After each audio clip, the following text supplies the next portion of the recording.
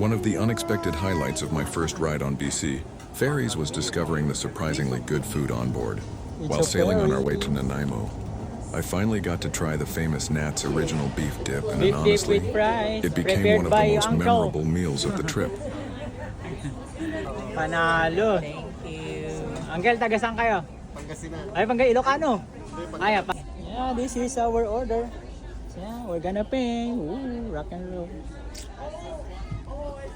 It's a beef dip. It's a jello. The best seller of BC Ferries. Oh, It's ang a laki. jello, but it's Here, it's the beef dip.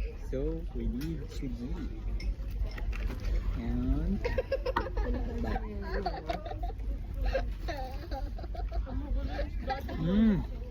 so good. Perfect.